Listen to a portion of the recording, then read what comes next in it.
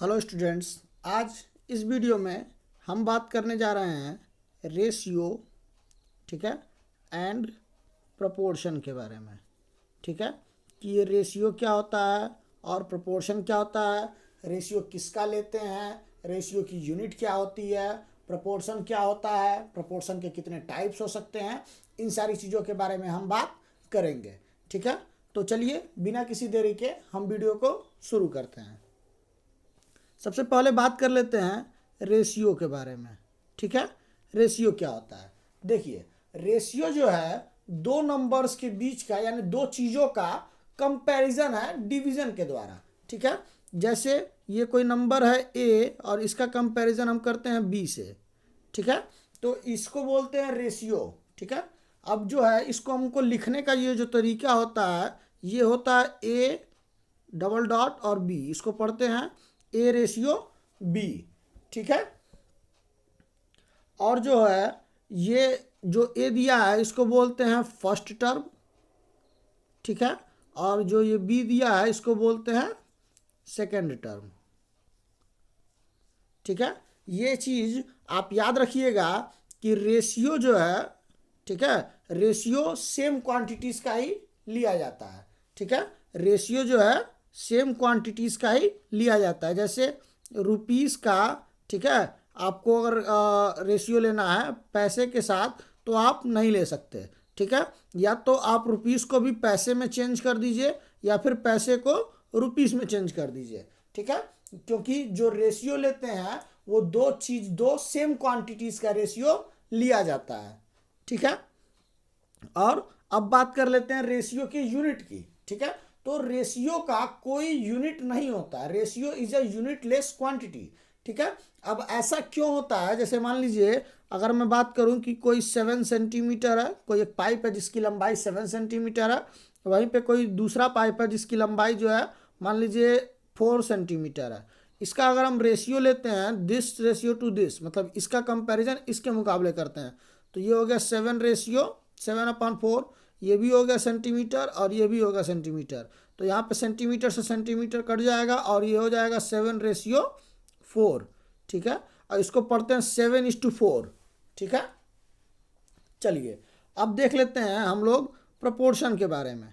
ठीक है, कि ये प्रोपोर्शन क्या होता है। ठीक है, जैसे मान लीजिए ये 4 नंबर हैं, ए कोई एक नंबर है ए बी सी और डी। ठीक है, तो हमें देखना है कि क्या ये चारों प्रोपोर्शन में है या नहीं। तो जो ए अपान बी का जो रेशियो, मतलब ए रेशियो जो बी का है, ए और बी का जो रेशियो है वो इक्वल होना चाहिए सी और डी के रेशियो के। ठीक है, यदि कोई नंबर प्रोपोर्शन में है 4 नंबर तो इसको लिखते इस तरीके से हैं ए रेशियो बी। ठीक है, फिर लिखते हैं equal to C ratio D. ठीक है, यहाँ ये जो डबल साइन है ये दिखाता है कि ये प्रोपोर्शन में है। ठीक है, तो ये होता है a upon b is equal to c upon d, मतलब ए और बी का जो रेशियो होगा वो सी और डी के रेशियो के बराबर होगा। ठीक है, अब बात कर लेते हैं, ठीक है, प्रोपोर्शन यानी कि वेरिएशन वगैरह के बारे में, इसी के बारे में। ठीक है, तो ये चीज़ आप याद रखिएगा कि प्रोपोर्शन वेरिएशन जो है दो तरीके से होता है। ठीक है, एक होता है डायरेक्ट वेरिएशन, एक होता है डायरेक्ट वेरिएशन और एक होता है इनडायरेक्ट वेरिएशन। ठीक है, इस वेरिएशन को ही प्रोपोर्शन भी कहते हैं। तो आप ये जान लीजिएगा कि इसको डायरेक्ट प्रोपोर्शन कहा जाता है और इसको इनडायरेक्ट प्रोपोर्शन कहा जाता है।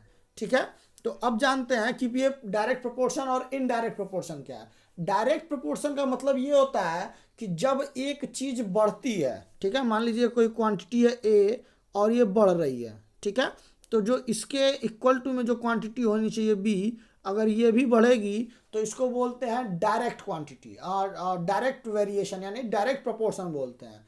ठीक है, जैसे अभी मान लीजिए आप 5 मिनट में, ठीक है, 5 मिनट में आप जो है 10 किलोमीटर चलते हैं। ठीक है, 5 मिनट में आप जो है 10 किलोमीटर चलते हैं। ठीक है, तो अगर आप और 5 किलोमीटर चलेंगे तो फिर जो है फिर आप 10 किलोमीटर और चलेंगे। ठीक है, तो ये क्या होता है कि जैसे जैसे यहाँ पे टाइम बढ़ता जाएगा वैसे वैसे आप डिस्टेंस भी बढ़ते जाएंगे। अगर आप रेस्ट के पोजीशन में नहीं है, मतलब आप अगर यहाँ चलते हैं तो आप जैसे जैसे समय भी बढ़ेगा वैसे वैसे आपकी दूरी भी कुछ ना कुछ बढ़ती चली ही जाएगी, अगर आप रुकेंगे नहीं तो। ठीक है, इसको बोलते हैं डायरेक्ट वेरिएशन। यानी कि एक और एग्जांपल से समझ लीजिए, जैसे अभी आप 10 साल के हैं, ठीक है, 10 साल बाद आपकी उम्र सीधे सीधे बढ़ जाएगी। ठीक है, ये चीज़ें बढ़ती रहती हैं। ठीक है, तो अगर एक चीज़ बढ़ रही है तो दूसरी चीज़ भी अपने आप बढ़ जाएगी। जब ऐसा होता है तो हम इसको बोलते हैं डायरेक्ट प्रपोर्शन। ठीक है, अब देखते हैं इनडायरेक्ट प्रपोर्शन के बारे में। इनडायरेक्ट वेरिएशन या फिर इनडायरेक्ट प्रपोर्शन। ठीक है, ये इनडायरेक्ट प्रपोर्शन क्या होता है? जैसे मान लीजिए कि एग्जांपल के माध्यम से समझिए, जैसे मान लीजिए कि 10 आदमी जो है, 10 आदमी किसी काम को 10 दिन में ख़त्म करते थे। ठीक है, तो अगर यही हम आदमी को बढ़ा दें, ठीक है, जैसे ये 20 आदमी कर दें तो ये काम जो है और पहले ख़त्म हो जाएगा, 10 दिन या फिर 5 दिन, 10 दिन से पहले ही ख़त्म हो जाएगा। अप्रॉक्सीमेटली मैं मान लेता हूँ कि ये 5 दिन में ख़त्म हो जाएगा। ठीक है, अभी आप इस एग्जाम्पल के माध्यम से ये समझे हैं कि अगर मैं मेंस की संख्या बढ़ाता हूँ, यानी कि जो वर्कर है यानी जो आदमी है उसकी संख्या बढ़ाता हूँ, तो जो डेज हैं वो कम हो जाएंगे। ठीक है, अगर 10 दिन लग रहा था तो उसकी बजाय 5 दिन, 4 दिन, 6 दिन ही लगेगा। ठीक है, लेकिन अगर मैं मेन को घटा देता हूँ, ठीक है, यदि मैं आदमियों को, वर्कर्स को घटा देता हूँ तो ये जो डेज हैं वो ज़्यादा ही लगेंगे।